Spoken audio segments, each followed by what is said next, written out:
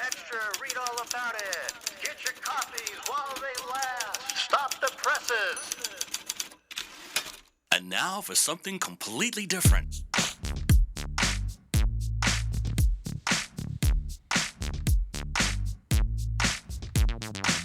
Are you ready for a little truth? Are we not entertained? Wisdom is the proper use of knowledge and experience. There are no safe spaces here. The truth shall make you free. It's showtime! So you want the truth, but can you handle the truth? Well, here's another fine mess you've gotten us into. Now that's entertainment. Enlighten me a little. What you say is quite logical. And what did we learn? Prepare yourself for a little sensory overload. I came here for the truth. 47 years ago, stand by the roll show intro. Roll show intro in 3, 2, 1, go. This is the Craig L. Hayes Show. Hello, America, family, friends, and all those listeners around this planet we call home. This is the Craig L. Hayes Show. I am Craig L. Hayes. It is the 6th of December, 2024. This is the third episode I'm recording today. I may do one more. I'm going to have one topic on this one, and I'm going to try to stick to it. The other ones I've done like a mishmash of all kinds of different things. Trying to throw all stuff together and talk a little bit about each, but sometimes I get sidetracked and I go off on tangents, surprise, surprise, and try to cover more things or less things than I had planned, so they get moved to the next episode, and that's where we're at right now. We are on a couple subjects today. We've had some good topics, and I'm going to continue about this because, the other day I was watching people talk about and ask questions like, are you a nationalist? Well, yes, as a matter of fact, I am a nationalist. I believe in our nation. And they try to use it and say, well, if you're some kind of a nationalist, are you a Christian nationalist? Are you this, that, the other thing? Let me explain a couple things to you people who are ignorant of mind and shallow of brain. Nationalism is not a bad thing. Now let's get into this. As long as you understand there are two types of nationalism. There might be more. I can't think of more than two because as far as I'm concerned, there's only good nationalism and evil nationalism. How do we tell them apart? How do we know that we are a true nationalist or we believe in some form of nationalism, not kind of socialism, but nationalism, where we have some kind of attachment or fond, what do you want to call it, to our nation? Here's how you can do it. And here's how simple it is. You take and do this. What is good nationalism? Good nationalism. Well, you can do it by looking at a couple of people who I consider to have good nationalism ideologies. How about we start with George Washington? How about we move on to people like Thomas Jefferson, John Adams, James Madison? Move into the 1800s, we will go to, how about Abraham Lincoln? In the 1900s, we have to bypass an awful lot here. I think Teddy Roosevelt, for a little while, had some real pro-America ideology, but then all of a sudden he went weird and went into this bull moose party and wanted to get the progressive movement going, and weirdo. We can't do a whole lot about Other people, well, I'll go into a Calvin Coolidge, one of my favorite presidents. Then we can move up the line. You have to bypass a whole bunch of people, including FDR. And, Truman was probably pretty much a nationalist also, in a good way. Then you have to go into other people. John Kennedy, I think, for the most part, was a nationalism. Of course, Eisenhower was. He had spent his life serving his nation in the military, and then rolled over and did his time as president of the United States. That man served and served and served. And move up the line a little bit, we'll go on to people like Ronald Reagan, who you absolutely knew loved this country. I think to a certain degree, even the Bushes, both Bushes did. George W. and George H.W. But they were too much of a rhino for me, but I'll still say that they loved their country. We all know that, the Clintons, Obamas, and people like that, they didn't. They didn't care. They don't care for the country. They say they do, but their actions speak differently, especially Obama. Then we move to Donald Trump, who basically almost gave his life for this country running for president, who works for free, who doesn't take a paycheck, and who wants to take and clean off all the tyranny that goes on within our federal government so that people, you and I, can live free and not have an oppressive government over our heads all the time. Joe Biden, he's a traitor, so he doesn't love his country. This is important, okay? Look at the people who actually really love this country, and that's what it's based on. Loving the country, loving liberty, loving freedom, loving opportunity. These are how you can tell it's a good nationalism or nationalist movement. We're seeing that today. And hopefully we keep on seeing it for a while here.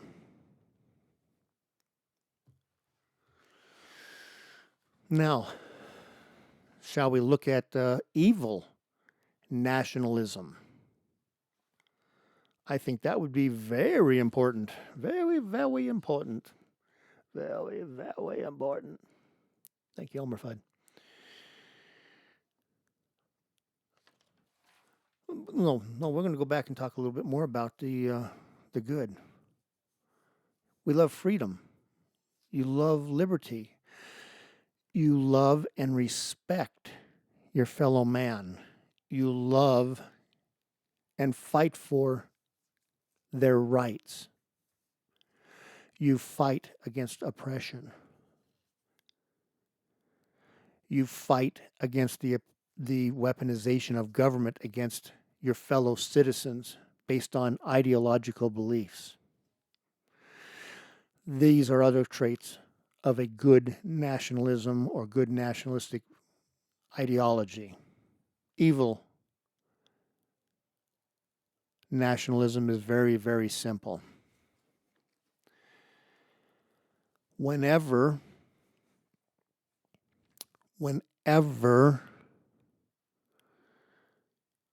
your belief system and your patriotism and I'm not using patriotism as the way we would use it on the right, to our flag, to our country, to our nation, to our Constitution. I'll use patriotism in a different way for them. Their patriotism is to a leader, like a Hitler, like a Stalin, a Lenin, a Mao.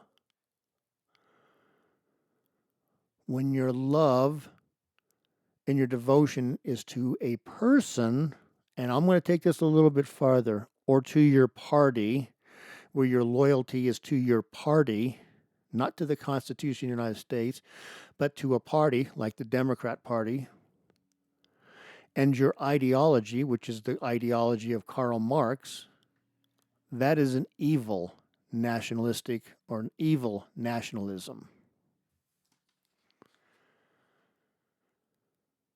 So, it's a real simple way of telling who's what in this.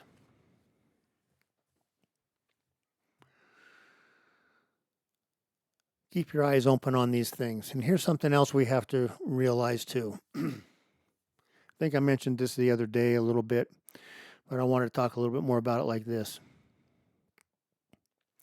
We've talked a little bit about nationalism, but we need to also talk about our nation's sovereignty and how we should be taken and only worrying about ourselves right now and those who are true friends of ours.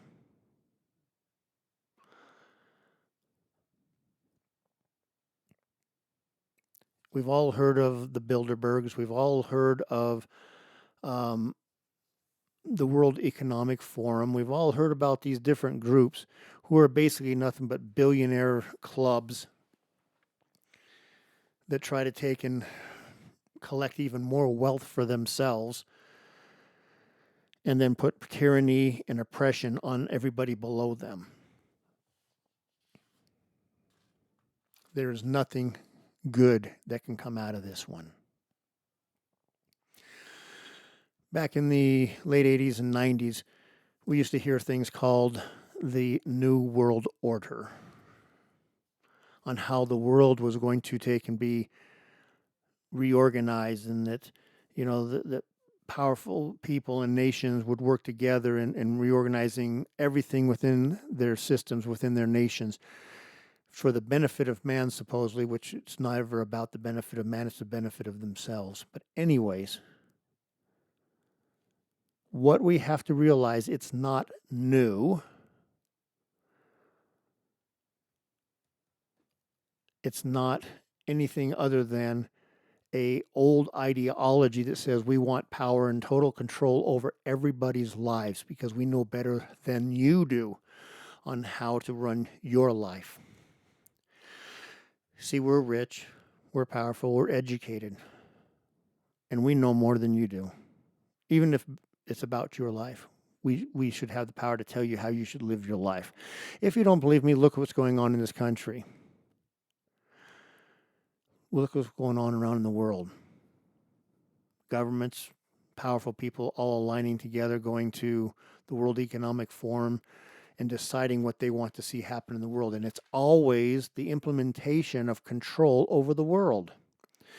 So instead of calling it the New World Order, why don't we call it what it really is? The Nazi World Order of the Fourth Reich. Because let's look at who's the leader of this. What's his name? Schwab. Can't remember his first name right now. Don't want to say Charles because I know it's not Charles Schwab. But Mr. Schwab, who's the leader of the World Economic Forum, is out of Germany. Surprise, surprise. See what I'm saying here? Nazi World Order, Fourth Reich, New World Order, out of Germany. Come on, people. Put this together. It's simple. Very, very simple. Now, how do we fight against this stuff? Because it seems like they're everywhere. Their implementation is by 2030, they basically want to have total control over all aspects of the world's governments, economies, and the people.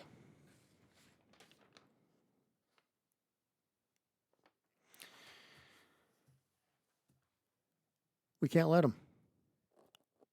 We used to say, just say no to drugs. We got to say, just say no to tyranny. There you go. Problem solved. One last subject. I think this will be my last one because I think I've talked enough to you people, and hopefully I haven't bored you too much. I've given you something to think about. But the last thing is about democracies.